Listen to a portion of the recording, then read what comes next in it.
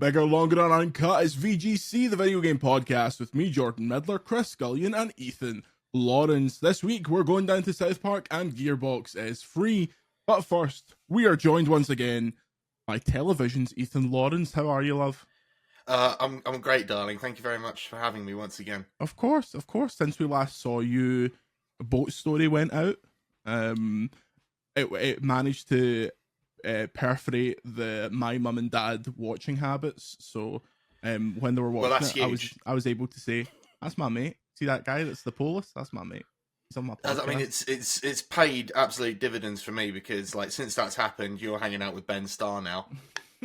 So and didn't have me back for months. So I don't like this false narrative that I am leeching off of Ben Starr. When the first time I met Ben, he went, "Are you Jordan Midler?" I watched Kind of Funny. I know VGC. You went, are you Ethan Lawrence's pal? How are you otherwise, love? Yeah, I'm all right. The industry is on its arse. Mm-hmm. Things are absolutely dreadful. But hey, what's new, eh? Yeah. Is that the games industry or the acting industry? Why not both? Can it be both? Well, I'll be working in an abattoir soon enough. I read your Substack whenever it pops into my email feed, and it really infrequently. It does really read like a suicide note for the acting industry. Would you like to plug that? Yeah, so if you want to read what has once been described as a suicide note for the acting industry, you can check out Large Actor on Substack, Ethan Lawrence. I write about how I'm going to kill myself. Speaking of Chris Scullion, spoiling the ending. The one rule is that actors, you never spoil the ending. It's fine. Like, it'll arrive in your inbox and you'll know from the title. God, I wonder on the episode following your demise, I wonder how long it will take me to make a joke. I imagine about 30 seconds before we hit you. God rest him. I think that's a vast underestimation. I reckon 25, 20. VGC's very own kaiju hunter, Chris Scullion. How are you? All right. I'm just fine. I've got nothing. Did you go to Asda this morning? What's happened? I didn't go to Asda this morning, I'm afraid. I'm back on the normal Iron Brew Extra, my general tipple of choice. But yeah, I'm subbing my Game Boy Encyclopedia, which is out in September, but I'm at the really annoying stage now where they send you the PDF of the whole thing, and then you're like, "Oh, I've actually got a 300-page book to read in like a week or two," and slowly on an iPad, like, hold down on me mistakes and do a comment tool and say, "Can you please change this to that?" And like through the whole bloody book. So like, this is the point where you realize that I've written too much and like I hate reading it now. Yeah. So yeah, it's all good. How'd the work on your house go? It's finally done. It looks nice, to be fair. Good. It just took far longer than I'd expected. So nearly 2 months to do one room, but yeah, it's nice. Yeah, your kitchen does look nice, to be fair. Energy drink hour this week. I'm drinking a Monster Ultra Fiesta Mango, which the description reads, if I can uncrack this can like a Mark sugar Henry. Free again, though, isn't it? I only drink sugar-free Monsters in the absolute.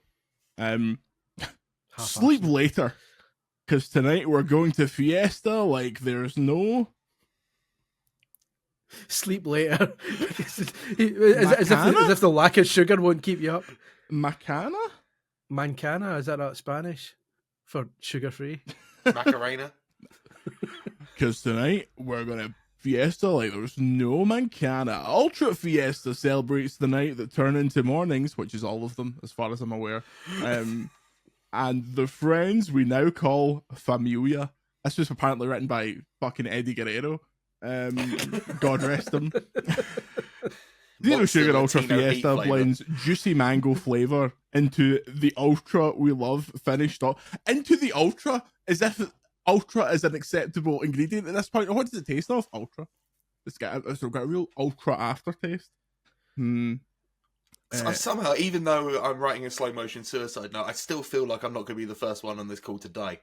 Brother, these are the sugar free ones. There's nothing in this. All right, that's fine. And literally, which is why all that blurb in the back is utter balls. Then you're making me live one of my long time pet hates, which is marketing people writing shite on the back of products to give them personality that they don't have.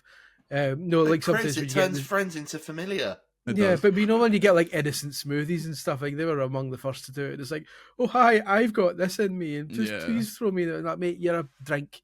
Get a grip. All And now that you're friendly getting the same chat with is this. terrible. Like when your PC dies and it goes, "Oops, something happened," and it's like, "No, mate, I paid like $4 grand for you. Oops, Can you just work?" Give me the blue screen. I can handle it. I just think objects shouldn't be your friends. Yeah. That's true. It's not right. Anyway, video games, isn't it? No, before we do that, My best mates. people say I'm going to die, but see the vitamin count on these. You get 500% of your daily B12 in one of these cans. So I'm running a cumulative billion% of my necessary B12. That's why my skin's so flawless. To be fair, when people say you're going to die, it's not usually like a dietary thing. It's usually just a threat. Yeah. It's really unrelated to calorie intake. It's usually people with green profile pictures. Anyway, shall we get on to it? The point of order for this week is check out our Dragon's Dogma 2 review cast from last week because it was good. Fun. Also, we have an upcoming podcast special with the lovely Jacob Geller. We talked about his new book. We talked about games media. It was a very grown-up intellectual conversation. The Legion of Doom didn't come up once. I was, I really felt out of my depth. Did you make any Ross Geller Friends jokes, or did you kind of avoid that? I did avoid that. I didn't just shout pivot at him for the entire podcast and be like, "Do you remember that, mate? Do you remember that?" And he's like, "I wasn't on that show." It's like, okay. That's fine. Anyway, your book, but yes, that'll be coming out this weekend. He's a lovely chap. Let's get into some news. Hot off the presses, Gearbox is free. The Embracer Group have sold Gearbox to Take-Two for $460 million. This means Take-Two, who already published Borderlands, now have Borderlands, Brothers in Arms, and Chris Scullion. You're excited for this one. Duke Nukem, how you feeling? Finally. Hail to the king, baby. Exactly. To be honest, I'm literally just discovering this now because I wasn't working this morning. People don't realise I've a little peek behind the curtain. Mm-hmm. I don't actually work on Thursdays until after the podcast's done. I do this out of the goodness of my heart. Yeah. This eats into my free time like a What would you be doing? virus. Reading your silly book? Reading my book, getting like furthering my career. So it's yeah, that's good. It's good news, I suppose. Like the Gearbox is moving from one massive corporation to another massive corporation. Fair play to them. Yeah, I believe that when Embracer Group bought Gearbox, they bought them for like 1.1 billion, and then they sold them for 460 million. Ethan, can you walk us through the economic marvel, the trading mastery, the art of the deal that went down there? In my professional opinion, 464 million is a smaller number than 1.2 billion. I think we can all agree with that. Yeah. I'm hearing different things, but wherever you get this your is just from mainstream my news from, perspective. yeah, That's my perspective, and like there's no way to look at it outside of it feeling like a fire sale. Yeah. Like, you know, you've covered Embracer on this podcast. We all know what the situation is. They spread themselves too far, too quickly, spent too much money. Then a deal went bust, and then now they have to sell it for less than half of what they paid for it. I should stress that the devil is in the detail here, and that when you dig into it a bit more, it actually might have been a good play by Embracer, because I look back at the story when they originally announced that they'd bought them, and although the deal was worth 1.4 billion or something, they only paid like 250 or 300 million up front, and the rest was going to come with like performance based. As long as you sell this amount of stuff, the rest will get paid. Blah blah blah blah blah. So depending on how the cut-off points and everything were for that, they might have actually broken even or even made a tiny wee bit of a profit. And even if they didn't, I imagine there's some very creative accountants who could do some very interesting things with tax. Yeah, to make the shareholders happy regardless. Would you like to Well, the accuse shareholders someone can't of be something? happy. Would you like to accuse someone of something, Ethan, on this podcast? I'm not accusing anyone of anything. I'm just saying big companies keep their money by being very smart. That's all. That's how VGC does it. Andy's not paid a penny in tax in 5 years. Oh, that's why VGC is based out of an unlabeled basement in Sweden. Yes. Andy Robinson is a clever ruse. It's actually an arms dealer from Sweden named Tom Ivan that runs the entire show. So it's actually Ivan Thomason. Yeah, Tom Ivan. Apologies to the Swedish VGC maniacs, but that's what you get. Of which there are 3. Oh, excuse me. Point of order. That's we're massive in Sweden. I can't even go there because I get mobbed. That's why I've never been, because I'd get absolutely the clothes would be ripped off my back the second I got off whatever airport it is. It's in Sweden. You joke, brother. But multiple times we have been the #1 gaming podcast in Finland, which is Sweden adjacent, literally. So, well, I was going to say you Sweden spent most of this year sucking Finland off, so I'm not surprised they like you. Most of this year, brother. My favourite band are from Finland, and they have been for about 10 years at this point. So I've never stopped gobbling Finland, and I never will. It's like, Okay, it's like fair try to think of 90s pop bands from Finland. It was mostly it was in my metal phase. Your Children of Bodom, your Him, those kind of bands. They all came from Finland. The 69 him, Eyes. I remember him. Love Metal. Oh, Love Metal! What an album! Him or Lordy, legitimately my were favourite Lordy band. finished? Lordy were from Eurovision? God rest him. Yeah. The main Lordy is with Is the he Lordy dead? now. Yeah, he's up there. Hard Rock Hallelujah. That was the one. That was the Eurovision one, wasn't it? Yeah, they won Ethan- Eurovision with that. Even if this acting thing doesn't work out, have you considered Eurovision? No. I have an interesting story about Eurovision. Go then. So back when I was doing youth musical theatre, there was a friend of mine who was dropping? involved in it. No, this is crazy. This is brilliant. Josh DeBovey was his name, and he was our entrant for the 2009 Eurovision Song Contest. He turned in the second worst performance the UK has ever given, and has now vanished off the face of the earth and lives in Canada. See, that's slightly gutting as well, because if you're going to be the worst, you want to be the worst. Yeah, he's No, not you even want to bad be, you want enough to to be be the remembered. worst. So what was the first was it like Scoosh or whatever they were called? That had Oh, to we're be flying the flag nailed- all over the world where they were. That had to dressed be as- nailed. I hate to name drop again, but one of the people in Scoosh was the choreographer for a panto I was in. Of course. That- I nearly I'm thought- I'm Warhorse. all over Eurovision, mate. Do you have any connections to Daz Sampson, the Eurovision entrant? No, I don't, but I can tell you that Sam Ryder is Malden's favourite son, which is where I'm from. So I'm now Malden's second favourite son, which is unfair. So I think May Muller deserved better. That was a catchy wee tune. do you think Sam Ryder really hates Ukrainians? Is it like, is he like I know it's shit that like a tyrant has invaded you, but I should have won. Like I really should have won. I had the best tune, and everybody was just like, "Let's vote for Ukraine." And you could see on the telecast, he was like, "Yeah, let's vote for Ukraine," like smiling through his teeth. Look, even though like I have a one-sided beef with him on account of the whole Malden's favourite son thing, I can't deny that Sam Ryder is a nice man, and I imagine it was water off a duck's back, because I mean we all know he won, and in the UK he is treated as if he won. Yeah. Like how many Eurovision entrants like then continue to have a career on BBC Radio 1? Daz Sampson. Everyone's talking about Daz Sampson. Do you know that after his music? Oh my god! After his music career finished, he became the Northwest of England scout for Scottish Championship team Ayr United. Did you know I mean that? that's a career No, I don't trajectory. know. He then became. That's why they're doing so well. He then became the first team manager of Fetenschlong United FC, a professional. That's That's made not up. real. That's That made is up. not real. That's made up. Fentonschlong. Phuent Schlong.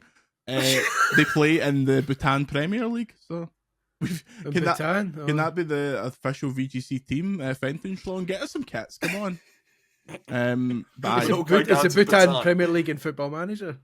I bet it is. You've got to imagine at this point it's got to be. Those perverts have got every kind of league going. Sorry, Sports Interactive, if you're listening. I think they would wear that with a sign of pride, to be honest. What, perverts? Yeah. Bhutan Premier League perverts. It might, at the very least, it'll be in Sensible World of Soccer, Oh yeah, it's got to be. because that had everything in it. Yeah. Get Daz Sampson in there right now. On it. Chris, were you reviewing games when Duke Nukem Forever actually came out, or was that in your dark I period? was my dark period when I was freelancing. Wilderness years. Yeah, that came out. What year was that? Because I would have been 2009, maybe. I think. I might have still been. This is me typing, folks, for those listening. 2011, June 10th, 2011. So 2011, I was still at Official Nintendo magazine, so it wouldn't have darkened my door in those days. But I do remember CVG were maybe across from us at the time, and them playing it and not thinking much of it, which by all accounts was the was the opinion across the board. I remember getting a promo copy of it and playing a couple of levels and going, that. What's CVG? Computer and Video Games. It's a dead website, God rest it, that I used to work for.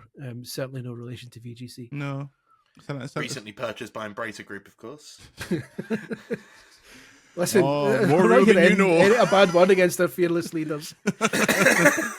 Lars Fredrickson or whatever. No, Lars Fredrickson isn't that the guy from Metallica? Lars Ulrich. Lars Ulrich pays my lecky bill. Like, can we get serious now? We need to take this seriously, or XFan420 on Twitter is going to dox my house. We need to have a serious discussion about what this now means for Brothers in Arms. Yeah, no, we're moving on from BIA, as we're all calling it, BIA. Are people going to buy a Xbox in the future? Because it doesn't seem that many of them seamless. Are. According to our dear friend Chris String, who honestly at this point is like a genocidal warlord against Xbox fanboys with the stuff that he says. Anytime he opens his mouth, a certain person with an AI profile picture quakes. He said, the other thing I heard it from a very prominent company and one not so prominent, was Xbox's performance in Europe is just flatlining. You can follow our monthly coverage in the games market and you can see that Xbox sales are falling. And it's been falling throughout last year and it's falling even harder this year. The phrase one major company who released a big game last year said was, I don't know why we bothered supporting it. These were conversations at GDC. Chris, could you please give us a Hugh Edwards, not that way, and confirm the time of death of the Xbox? Can I just be really pedantic first and say that if it's going downwards and it's not flatlining? Take that, Chris. Chris String invalidated. Get your geometry right, mate. I think this has been slightly overblown. It's clear that Xbox has certainly not performed to anywhere near what Microsoft would have hoped for. And it shouldn't have. Should not have been performing as well as most video game fans would hope for, because you want competition. You don't want a WCW, WWF, WWE situation again.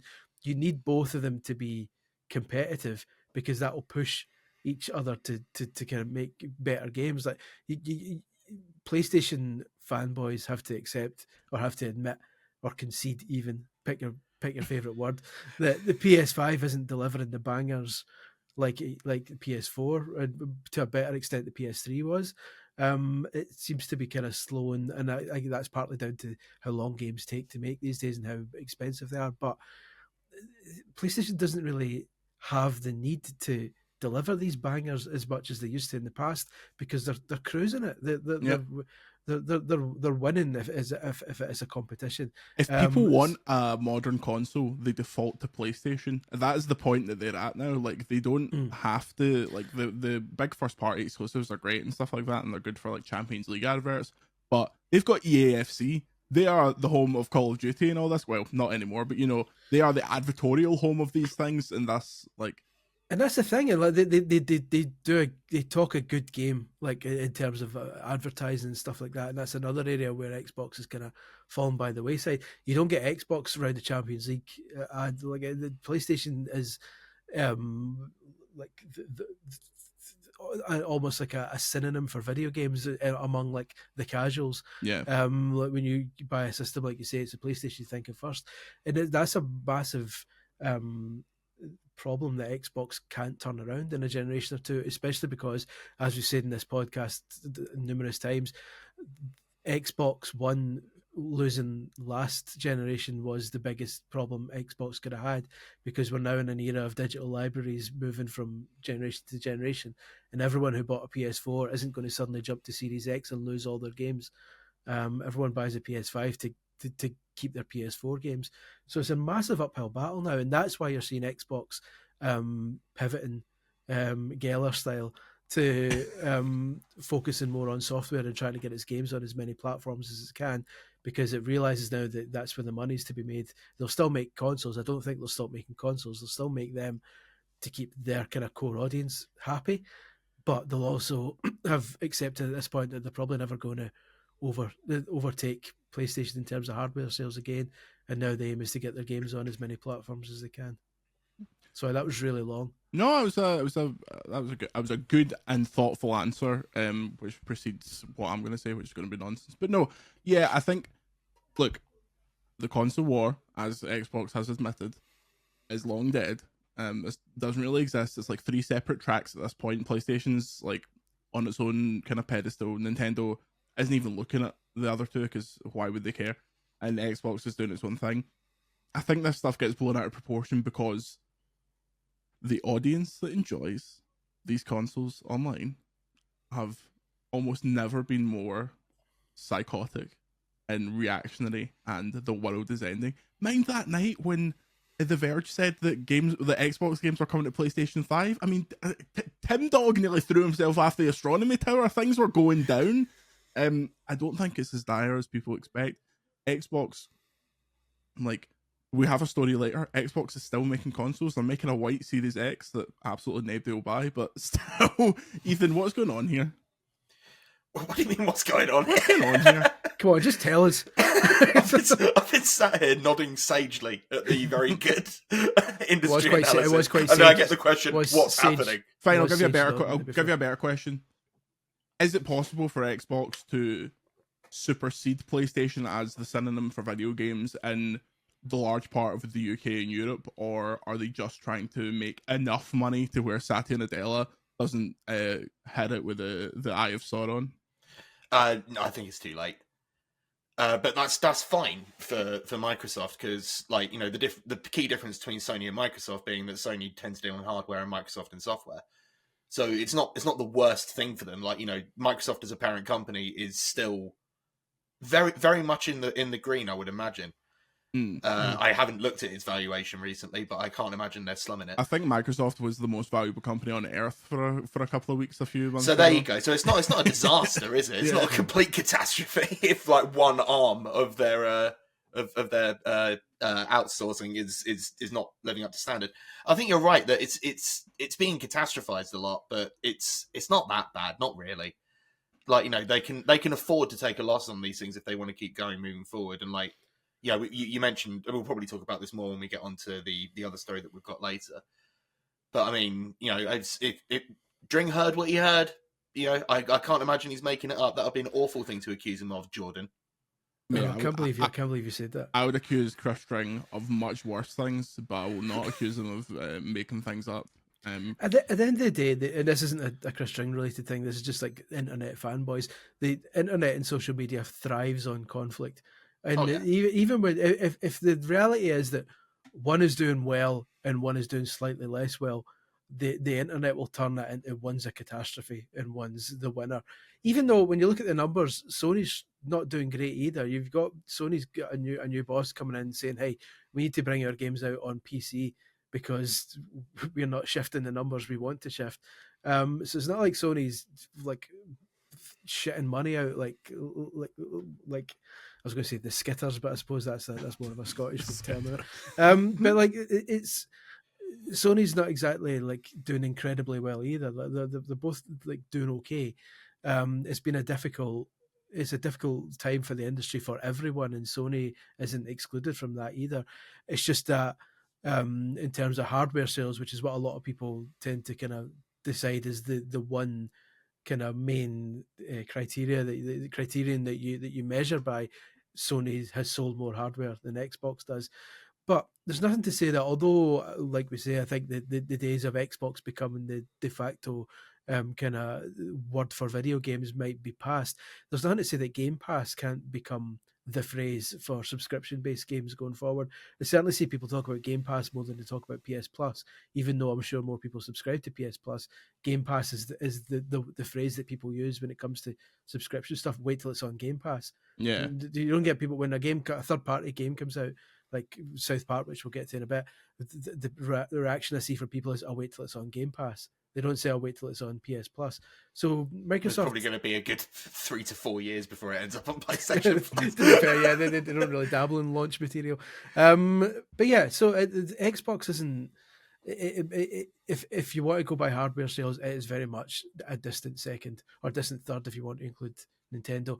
But the three of them are doing their own thing now. Sony's doing the big blockbusters. Microsoft is pushing the subscription service, and Nintendo's doing its own thing like it always does.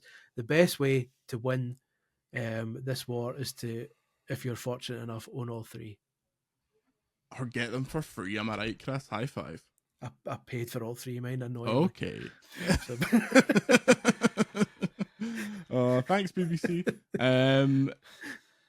Let's just get to it. There's a white Xbox Series X. Pictures of it have emerged on the dark web. It's an Xbox Series X. It's white. It doesn't have a disc tray.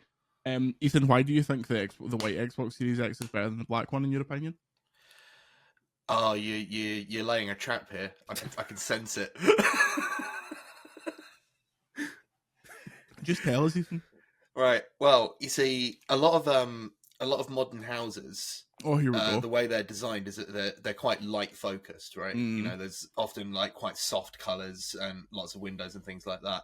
So you're going to get sort of like for sort of the feng shui of it all, if you'll forgive that, you're sort of going for a more sort of lighter option.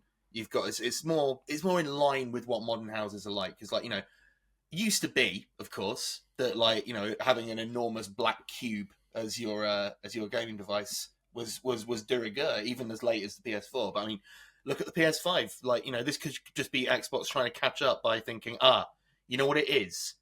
It's because it's got a white case. That's why. I think that's flawless logic. I think they've finally caught up. They've realised that you want something that is so ugly that you can only look at it and not your TV screen while it's under your telly. Go woke, go broke. That's what I've always said. I agree. The VGC podcast does say go woke, go broke. Chris, white Series X. Surely you, the man who wastes money on everything, is not going to get this. No, I need a disc drive. I've got my Series S upstairs for when I want my digital gaming. I've got my Series X is doing perfectly well. Thank you very much. I've got my wee 2 terabyte memory thing in the back of it, which is chugging away nicely. I don't need this one because it'll be fine. I'll be interested to see what the price is.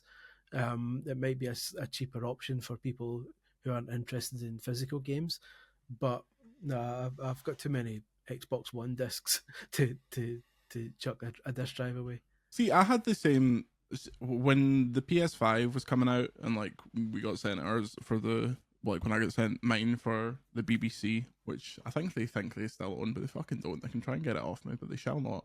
I was like, oh good, they're sending the disc one because I've got all these PS4 discs. I have put exactly one disc in my PS5 ever, and it's my Rock Band 4 disc on PS4 because I don't own it digitally. I've not put a single PS5 game in there. Like, do you? What? How many? Because you get sent codes. Well, like, you don't live in the real world. Well, true. But Chris, do you own any? Well, I own some physical PS5 games. I just don't play them. Have you put any Xbox Series X discs in your Xbox Series X? This is going to sound planned, but here we go. I have my disc wallet right here with all my physical Christ, games in it, and yes, that's a suitcase. I do indeed have numerous physical Xbox games which I regularly play. Like this Xbox One.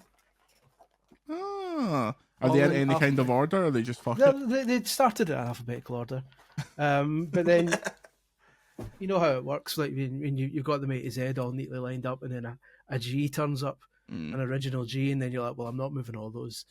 They can whistle. So then at the back, it's just kind of wild. And then maybe every year or so, I'll take them all out and waste one of your precious days off rearranging Xbox discs. Pretty much. So yeah, and at the end of the day, stuff like the kid loves Disney Infinity, which is kind of disc based. And God rest. God rest it indeed. What a game. Same with Lego Dimensions. I've got the disc for that. Like I still play that regularly. God rest it. But yeah, so there's still a need for discs in my heart. Rock Band as well. Yeah. Do you ever find yourself in B&M or Home Bargains and you see the little Disney figures that they released in the wake of Disney Infinity, when it's the Disney Infinity molds, but they don't have the base on them? And does that cause you to like shoot up the B&M? How's your reaction to that? I didn't quite get to that. But, well, yeah, it was funny because the Disney stores started doing a range called Disney Toy Box, which essentially was Disney Infinity toys, like you say, without the bases but articulated. and I couldn't articulate how angry I was to see such beautiful designs wasted on kids who don't understand video games instead collected, because like they brought out loads of cool Marvel ones and cool Star Wars ones of characters that never made it to Disney Infinity, and because it's the same kind of art style, the same design, you could just look at them and say, oh, so that's what Venom would have looked like in Disney. Oh, if the Mandalorian had made it this far, that's what he would have looked like in Disney Infinity. And it's tragic. It's regular tragedy, basically. This is the true heartbreak of our times, really. Pretty much. And also like the Lego Dimensions, by all accounts, there's a 3-hour Lego Dimensions podcast in me one day, but like, because that was, I committed fully to that game, and by all accounts there was a 3rd season of content planned for that, and it was scrapped after 2. And I'm dying to know what those other licenses were, because the 2nd season that came with there was a Doctor Who pack that came with that, and there was amazing things that pack did, because it came with a wee TARDIS, and located in different levels in the game, you could put the TARDIS down and go into it and go to a different IP, and there was IPs in there which they never made figures for, and never. So there was, you put one down and you ended up in Bedrock and you could explore the Flintstones house, and you put one down a different level and you ended up on Red Dwarf. Oh, and really? You're like, I mean, like Lego Red Dwarf, and you're like, hold on, and then they scrapped it, so you never got to actually see if that was going to come to anything. I was devastated. Chris, someone that would absolutely know listens to this podcast. I don't doubt it. Listen, I've asked numerous people in the know, and it looks like they've all been signed some death pact that they can't say, because they're all terrified to tell me what those extra games. So anyone who's listening who knows what season 3 of Lego, I won't report it.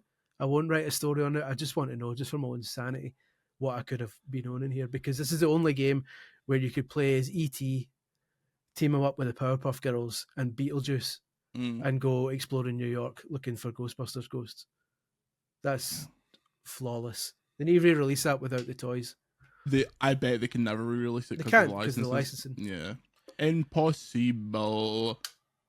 Shame. When we come back, we'll talk about Ethan Lawrence's Lego collaboration, which we're all looking forward to. We've also got news on Marvel's Overwatch.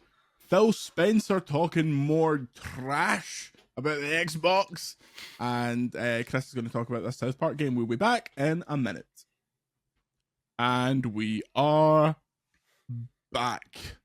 Marvel's making. Did everyone enjoy their break? Yeah, I loved it. I actually had this kind of monster, and then I had this kind of monster. And then, double fisting, I believe they call that in Canada. Double fisting I monster. had this kind of monster, and then Triple sorry, that's a visual gag that's not worth it when I pour fucking stale monster all over myself in about 2 seconds time. Steve Austin style. What? What? Before we get into games again, Ethan, are you ready to concede and admit that CM Punk is the greatest professional wrestler of all time after his performance on Monday? Yeah, when his foot doesn't break. I don't care. He can still talk. That's he's the greatest wrestler of all time. He's made of paper, but like he's the greatest wrestler of all time. Yeah, he's the greatest wrestler of all time. Honestly, Mount Rushmore, CM Punk, Stone Cold Steve Austin, what? Ric Flair, woo, and Mouth Rushmore, more like. Yeah, he's got a mouth on him, but like I don't know, he's TBC in terms of whether he's still got it. I can't remember what he's like when he wrestles, because he hasn't wrestled properly since what, Wembley? This is the problem with doing Mount Rushmores of wrestling, because there's so many different things that make a good or make your favourite wrestler. Like you could do a Mount Rushmore of just talkers, and it's like you get Roddy Piper on there, you get like The Rock obviously, and things like that. Technical wrestlers, you have to get into your Kenny Omegas and all these nerds. I'll give you my Mount Rushmore, right? Do it. Tatanka. Buffalo. Yeah. Mo from Men on a Mission. Mo. Specifically Mo.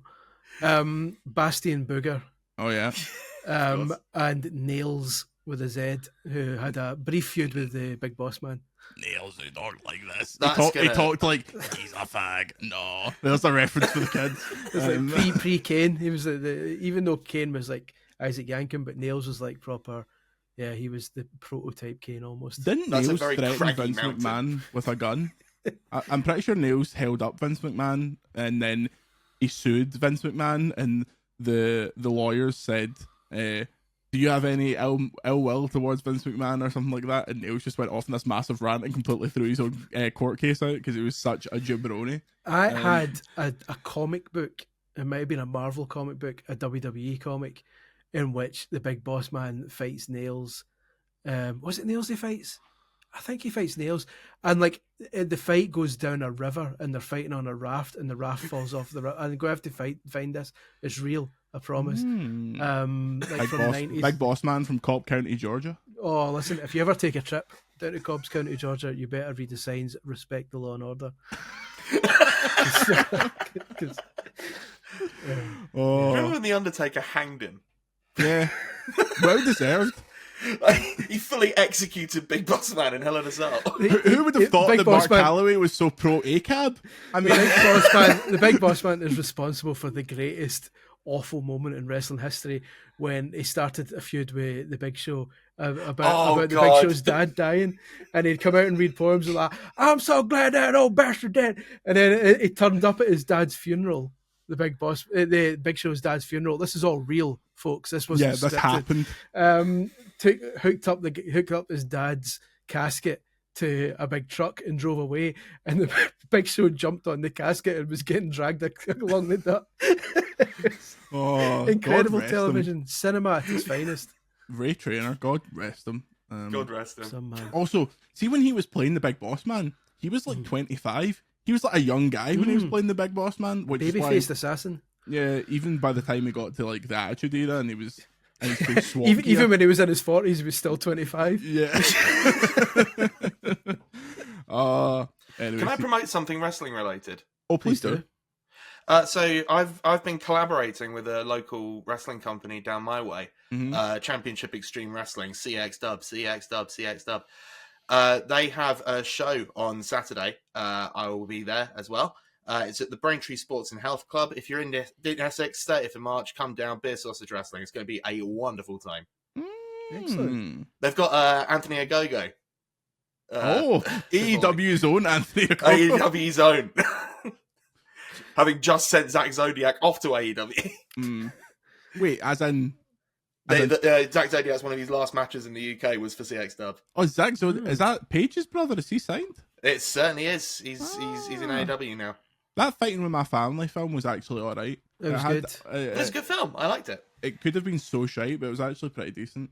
Well put together. But then again, Florence Pugh can do no wrong. Yeah. Doing that sad face she does, which was like... That'll go down well in the audio version of the podcast. Watch the video of this. Just imagine Florence Pugh with a beard. Clip it. Put it on TikTok. That was more the genie from Extras. Sorry, didn't mean to reference your mate there, Ethan. That's fine, don't worry about it. As long as you're the one dropping the names, eh? Let's get on to Marvel's Overwatch. It's called Marvel's Rivals. It's interesting looking. As soon as I saw the trailer, I was like, that's a big bag of Overwatch. Chris, any interest in this whatsoever? Zero. Okay. Listen, no offense to the kids who are dying to play as the 1, 2, 3 kid. Oh, listen. What? AKA 6. They play as... Wait, 6v6 shooter. Oh, 1, 2, 3. Yeah. Follow the money. It's all different variations as Sean Waltman. I mean, it's just not my type. It's not my bag, baby.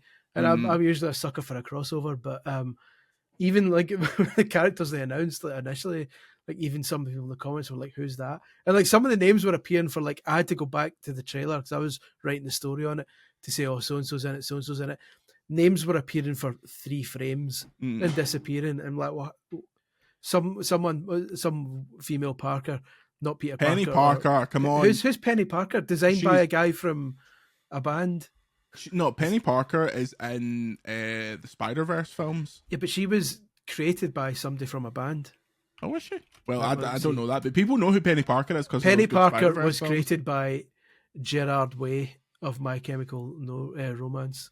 You are joking? Is that true? Yep. Because I looked her up yesterday to say who's that. Because I've not only seen the first Spider-Man film, and I think she was in that. I can't believe that. Factual. I'm a huge My Chemical Romance fan. Huge Did Penny I actually Parker fan. not- huge. Well, she is good in those. I might be pure. Was I she might in be the pure first one? I've got showing no myself up. memory of that. Aye, she's the one with the mech. I'm pretty sure that Penny Parker's the one with the mech in I don't remember a Spider-Verse. mech. In In the first one? Spider-Verse. Are you taking the piss? I've only seen it once when it came Aye, out. but And it's- instantly forgot it. It's the mech. It's the one that's the mech. It's I know, It's you the can't- most can't- animated I've ever seen. Listen, Jordan. I'm going to spoil it now. You can say mech 14 or 15 more times, and it's not going to register. You remember Spider-Man Noir? Yes. Yes, You remember Spider-Ham? only because he was in a game as well. Yeah, Web of Shadows. Yeah, you're Yeah. a fucking nerd. You remember Spider-Man Noir? I just said that. Oh god. Yeah, again, yes. I've not forgotten him in the broken last. him. I've not You've forgotten him in the broken last him. 10 seconds. I'm not that old. Midler's finally lost it. Not before time. You remember Spider-Man Noir? Yeah, and Spider-Ham and then Vaguely crucially the remember final one. Spider-Ham. The final one was Penny Parker. Apparently in a mech. I'm told. That's what I heard as well. Pretty much in a mech. Either way, I think it's clear now that she's still not ringing a bell. So, On the Into the Spider-Verse wiki, Penny Parker's height is listed as 150. That's 150 what? it. 150, thanks. 150 Parkers. It's 100, Parker she's pens. 150 foot tall and you can't 100 remember her? 150 Parker pens in height. Oh, God. What were we even talking about? Oh, Marvel's Rivals? Yeah. Wait, do you the- you think Parker pens would have sued for Penny Parker? Oh, yeah. It just makes Because that's me got to think be eaten into their brand. Yeah. It just makes me think Penny Parker just makes me think of Penny Pasta, but I think I was just a fat fuck. Like, I didn't think Pen. Are you both too young for Penny Crane? Do you remember Penny Crane? Penny Crane? It was like Is a this a cartoon person? with a plasticine style claymation cartoon with a wee girl with pennies for eyes. Was she in a mech? She wasn't. She was mech free for the Okay. most part. Sans mech, but like she was like had pennies for eyes, and I believe voiced by a real child, which is rare these days. Oh, I'm looking it up now, and I do kind of see it. One of the first results is a Photoshop version of her, Lindsay Lohan playing the live action version of Penny Crayon. God, remember Penny Crayon? Remember Remember Dib Dabs? remember Opal Fruits? Yeah, I think 1989 to 1990. I had real cut through. yeah. Listen, persevered through the generations. You were what, like, It's like 10 Fawlty Towers. That age, you think? You didn't make many Fawlty Towers either, mate. Yeah. That lasted. Fawlty Towers and Penny Crane, it's the two like stalwarts. See the episode of Penny Crane when the waiter comes in and acts like Hitler? They can't show that these days. And then Penny Crane turns around, looks at the camera, and says, "I think the penny's dropped." And then roll credits. Do you get it? Look at Can't my do that now eyes. because of woke. I can't do Penny Crane would never work these days. The woke karate would get it Famously. right off there. Well, of course, now with inflation these days, she'd probably be called £25 Crane. Woke these days should probably be called them/they crayon. Eh? Get it? Pronouns? Anyone? Oh. This is niche and unhinged even for the VGC podcast. Like when you asked me to talk about Marvel Rivals and Chris immediately vault fastest to Penny Crayon, that's what we did. I think you'll find it was a layered process. We started on Penny Parker. We got there via mechs. I don't think that the lineup is that bad. These are people know. Black Panther, Doctor Strange, Groot, Hulk, Iron Man, Loki, Luna Snow, who I think comes from a mobile game. I'll grant you, you're not going up to somebody in the street and go, "Do you know Luna Snow?" And they'll go, Mate, you've not seen my Luna Snow room. That was next to your Penny Crane room. that's the next room I'm getting done now. There's builders upstairs right now turning my bedroom into a Luna Snow room. If Chris Scullion invites you into the Luna Snow room, say no. Do not follow Chris Scullion into It's the Luna actually a Snow secret room. Penny Crane room. Oh, Here we go. Here we go. Ethan's got a It's- parcel. it's He's got Ricky. a comedy. He's got a, it's Ricky. It's Someone all- say my name, aye? Oh, someone say that. Oh, I'm trans people straight. Here's a story Carl Pilkington told 15 years ago that I'm going to pretend's mine. Cal Pilkington pops up. Here he comes. What did he get? This is the question. Oh, what? No. Oh, he's not even going to show us. He's not even going to show us. his DVD box set of Penny Crane. Oh, here comes the headphones. I am back. What did you get? None of your fucking business. No, this is Penny Crane DVD box set. That's how quick Amazon is these days. Yeah. I typed it in and it arrived. I'm going to watch that later. Yeah. Maybe we'll cut that part out. No, we're being silly. There's no physical record of Penny Crane. Listen, this is the last I'll say in the matter. I bet we could. That's bad on now. What's going on? That's Stephen Merchant. Oh, Chris is still sitting on this top spin cushion. For people listening to the audio and not watching the video, Chris is still sitting and presumably farting on this top spin cushion in his final act against the nation of France. I don't get anything delivered to this house because I don't trust my postie. So if my bell goes, this really has been a coordinated hit. What if Chris never comes back? And this part of the podcast is like slowed down on a documentary. It was at this point that the podcast turned sour. Chris Scullion, age 62, was murdered in his own home. A tragic loss of life. Chris Scullion, you're back and you were not violently murdered like I suggested when you left. What's going on? Oh, I'm afraid it was an Asda delivery. Just keeping the Asda. Listen, Asda, see when you're going to give it an hour time window, don't turn up an hour earlier than expected, folks. Yeah, it was meant to be between 12 and 1, but here he is. Did you get anything good? No, just sundries. What if I have been to the Asda for the sundries? Like Easter eggs and stuff like that, which is a gamble because if Asda say, sorry, we didn't have any in stock, then you're kind of gubbed for Easter this late. But yeah. No, we delivered. Best time to buy Easter eggs is the day after Easter. I've always said that. Famously. That's also when you get, if you go to Asda on those days, they sell off all the big, like the mini eggs packs and all that kind of stuff for pennies. Yeah. So you're going to get yourself down Asda. I enjoy about 2 bags of mini eggs a year, and that's it. I get enough out of it. What's Chris? Is that good? Do you get paid like this rights? Oh!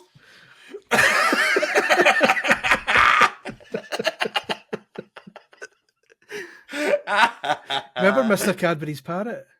Do you remember Mr. Cadbury's parrot? Mr. Cadbury's parrot? I do remember Mr. Cadbury's parrot, yes. Do you not remember him, Jordan? It was the most annoying podcast. I need to be fair, if you put in Mr. Cadbury, the first result was Mr. Cadbury's parrot. The most annoying advert. Yeah. I remember him. Yeah. Slightly less sexually attractive than the caramel bunny. Or Fredo Frog. I knew it was you, Fredo. Right. Fucking shut up. Actually, the reason I was so quick with that was that I got a T-shirt with that made. My sister-in-law used to work in a T-shirt kind of customization shop, and I photoshopped a picture of the Godfather with Pacino holding Fredo, and I changed his face with Fredo Frog, and the caption under it said, "I knew it was you, Fredo." I could have sold that and made a fortune, but I didn't. You could have, and that fortune would have paid your legal bills. Chris, hello. Tell me about South Park. I get started in the 90s. Mm-hmm. It's since spawned numerous series and games. The latest one is South Park Snow Day. Here's the thing, Chris. Yeah. When this game got announced, we saw a bit of it pre-announcement, and we were all like, "Oh God, this looks shite. What are they doing?" Mm-hmm. The 2 South Park RPGs for Ubisoft were fantastic. So when you reviewed it and you were like, "Aye, it's all right," I was very surprised. And here's the thing. I was an enormous South Park fan when it first came out. Same. And for at least the first 10 years, I inhaled everything South Park, bought all the games, even though they were mostly bad. Obviously, it was their day one to see the movie. I was obsessed with everything. I knew where all the aliens were hidden in every episode and all that kind of stuff. I've kind of lapsed over the years. I still watch it when I can, but there's just so many of them. I just don't have time, but I still love it. So that might be why I've become slightly more lenient. But at the same time, I've also been burnt so many times on South Park games, the 2 Ubisoft ones excluded, that part of me is also like, I'm going to give this shit if it ends up disappointing again and taking us back to the Acclaim days of useless. And it's okay. Like Metacritic's interesting for this one because there's a few sites giving it like glowing reviews, which is just insane. And then there's some sites giving it like 1 out of 5, which I think is too harsh on it, because it's okay, and it's 20 odd quid. They know what they're doing with it. They know this isn't a big budget thing. It's basically a 4-person co-op action game where you're a new kid again, which is a bit annoying, and you team up with 3 other new kids to go through the snow and attack other kids, and that's about it. And it's fine. I thought it was quite funny. All the reviews say it's not funny. It's like, well, it is a bit. It's not as outrageous as South Park usually is, but the dialogue's funny enough. You can customize your new kid, which I didn't really care for that much. There's there you can play down cards that give you different boosts and perks and stuff. There's different weapons to choose from. It's all fine. It's by the books. It's run of the mill. If you see it cheaper, you'll get 10 hours out of it and then move on. Very much 3 out of 5. The same way that Rise of the Ronin is the quintessential 3 out of 5. It's another 3 out of 5. Yeah, I mean, I wasn't offended by it, but I also won't be saying to everyone, "Hey, go out and buy South Park." It's one of those games where if it ends up on Game Pass or PS Plus, I believe is the equivalent of that, then yeah, it'll pass you the time. I think South Park is a weird one because, as just like you, first 10 to 15 seasons, I watched it religiously. I pirated it every week because it was like it came out on a Wednesday in America, and then it wouldn't be on Comedy Central until like a Friday or whatever. I idolized Matt and Trey. I thought they were just like absolute geniuses. Mm-hmm. When that documentary came out, 6 Days to Air, which is still brilliant. You should go back and you should watch that. It's really so amazing. It broke my brain to the point where I wrote my entire uni 4th year dissertation script, a full film, in 6 days. So I was just like, well, if they can do it, why can't I do it? Like I was so Trey Parker specifically, I was like, that is me. I'm also going bald. And I love the Book of Mormon. I love Basketball. I love all their Orgasmo, all their weird stuff. And I've even seen Cannibal the Musical, like a trauma film. That's brilliant. All that stuff. And like you, I kind of fell off of South Park, and it was around about the time where Randy became like a main character, which is weird to say because Randy is an amazing character, is one of the best characters in the whole show. But when his storylines became as big as like the main boys, it's like, oh, what are we doing here? Yeah. However, on a plane earlier, it was either last year or the start of this year, I watched the COVID specials and like kind of caught up, and I was like, this is still brilliant. Like it's still so funny and so sharp, and like, in fact, I remember exactly when I was like, this is getting annoying, was the kind of PC principle stuff. Exactly what I was going to say was the PC principle stuff. And that's not to be like, oh, they're being offensive, because South Park has always been massively woke. I'm sorry to break this to you, but it has always been a massively woke show. Yeah. It was just like, the joke wasn't like, it wasn't as good as their older and some newer timely jokes, and they went too long with it, which is something South Park never did, because they did a new show every week, so they were just chucking stuff away. But I would almost be keen to play this just to see the writing, because I love Matt and Trey's stuff. So yeah. I'm glad that it's like playable at least. I mean, like, don't get me wrong, it's not like the plot is as basic as you can get. It feels like a contractually obliged game, because this is part of a deal where a few years ago when Matt and Trey did a deal with, I think, Viacom or whoever it was that they did the deal with, where they started doing the movies and stuff like that to be on Paramount Plus. And part of that deal involved making some games and stuff. So this game, it wasn't handled by Ubisoft this time. It was handled by their own South Park Digital Studios and some developer called Question, who haven't really done much of note up to this point. Apologies to everyone at Question who's listening. But so it's not, I mean, the plot is pretty basic by South Park terms. Literally, the plot is there has been a big blizzard and people in South Park are dying, and others who aren't dying are like gathering toilet paper to try and sell it.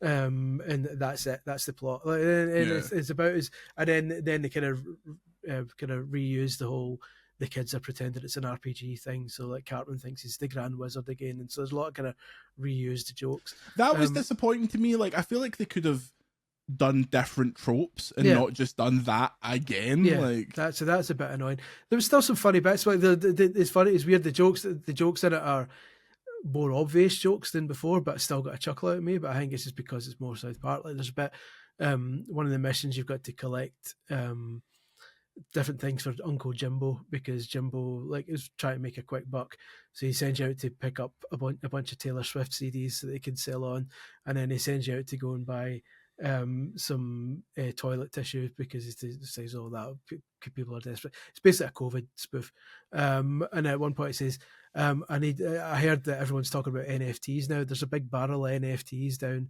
this pond. Go and get me the barrel of NFTs. So you got to go and fight people and get a big barrel that says NFT on it and bring it back to him. It says, "Oh, well, you're away. I just googled it and it turns out NFTs are bullshit now. So sorry about that." And stuff like that. So it's it's slightly daft, but it's pretty on the nose. But stuff that is as current as you could make when making a game, as opposed to a weekly TV show. Exactly. And so they made this game in 6 days, I heard. Well, that all makes sense now. But it's okay. It's fine. The art style was the thing I was most worried about, and it actually doesn't annoy me as much as I thought it would. Like the cutscenes, after a while, you kind of forget that it's polygonal. Not entirely, but it's like the facial animations help sell it. It's okay. That was one of the things when I saw the initial trailer that made me sort of think to myself, "Ooh." I actually thought this is going to be like the N64, like South Park game. We're going back to that era. Not again. No, Acclaim. But no, it's okay. It grows on you after a while. It's fine. It's just it is what it is. But so I'm glad that South Park's still going. I think we need it. I think one of the reasons I went off it was because it's kind of like the Rick and Morty syndrome, where the wrong people got into it too much and failed to get the point. Not that Rick and Morty was as woke as the kids say, but the kind of the people that South Park were taking the piss out of suddenly got really into it and didn't realize that it was being ironic, and they're like, "Yeah, you're right. People are too PC these days." And you're like, they're making fun of you. Exactly. They're literally As Kurt making Cobain fun once of said, you. they knew not what it meant. God rest him. God rest him. R.I.P. Kurt Cobain. You would have loved Like a Dragon, Infinite Wealth. You know who else loves Like a Dragon, Infinite Wealth? He wouldn't have been such a big fan of Band Hero, though. I'm pretty sure. Would have killed himself with a plastic shotgun. Ethan, Like a Dragon, Infinite Wealth. How is it? I really enjoyed it. It's fucking good. It was good to see it getting some good write-ups. I've been a big Yakuza / Like a Dragon fan for a little while now, and I heard the good write-ups, read the VGC review, of course I did. Of course you did. And picked it up. God, it's a nightmarishly long game, huh? It's too long, and it's a bit too long. They drag it out. It's all good, but it's like it could have been something mega special if they just did that wee word. I mean, I don't know if it needed a full-on Pokemon game and a full-on Animal Crossing game in the game. I'm happy that it's there, and I'm happy that whoever worked on that got a sense of accomplishment. But by the same token, I'm now shooting for platinum and spending a lot of time listening to podcasts. Let's just say that. Are they not also not thrilled that they've gated New Game Plus behind microtransaction? That's that was silly. That was a really strange decision. Are they not all too long? I'm desperate to get into the Yakuza / Like a Dragon series, and I started with Yakuza 0 because I was told that's what you're supposed to do, and I'm still on it. I just finding the time for it. It's like, mate, this is a long game. Every game Sega publishes is too long. All the Persona games are way too long. All the Yakuza games are way too long. Football Manager, are you joking? Longest game ever made. So. I think one of the problems that Like a Dragon has is that I actually don't think they are that long, but they're so packed full of shit that seems important. Yeah. Then actually isn't. Like, if you were to just do Critical Path, you could probably it's only an 80-hour game. it would merely be sub 100. Yeah. But like I said, they've got a whole two whole Nintendo games in there for no reason. Yeah, and it's kind of mad. I mean, I think it's story-wise, I think it's a little weaker than the first turn-based Like a Dragon. Yeah, I agree. I think it got a little bit silly, especially on the Hawaii side towards the end. Although that's the thing. It's hard to tell what kind of tone it's striking because it can be super serious and super gangster story, and then you're doing Crazy Taxi. It's so all over the place, and that is part of its charm. But it does make it kind of hard to get into and take all that seriously. I mean, minor spoilers for something that happens about a fifth of the way into the game. Oh, Chris will play it in 17 years. I know. So I'll might not even make it that far. But there's a actually really well written and well performed scene where they find out about one of the characters having a terminal cancer diagnosis. And that's not a spoiler. That was known beforehand as Kiryu. Fair enough. Kii's got cancer. It's a very well handled scene. Like it's really well put together. It's a real emotion now. I felt genuinely moved by it. Within 2 minutes of that scene finishing, I was smashing a bicycle over the head of a man holding a massive kebab. Yeah. And it's sort of like that. And then you Look, started I love playing it, but like it is a dragon. jarring. It is really jarring. But I did genuinely have a lot of fun with it. If you have, if you like a Dragon, you haven't touched it yet, I recommend you do so. And, it's not a great ambassador, I think, for the Like a Dragon series, but it's if you buy it, you get your money's worth. I'll tell you that. Yeah, you certainly will. You get a lot of game. A lot of game. That's Cilla Black there. I know. I was gonna say God rest her. Yeah, God, no, she was a horrible woman. Really? Her spiteful arrogance was astounding. Is that the old quote about Cilla Black? Cilla Black, spiteful. I met Cilla Black once. This comes from a Twitter user. A James Savile. She sat at a table I'd reserved and refused to move. Her spiteful arrogance was astounding. And attached is a picture of Cilla Black. Flicking in the V's. Just going, get out! Get out! You know I knew John Lennon. I was friends with George Harrison. I can't sing. She's all over that Beatles experience thing in Liverpool. Have you ever been to that? Yeah, I've been. When you go to the Cavern Club and there's just like loads of photos of Cilla Black.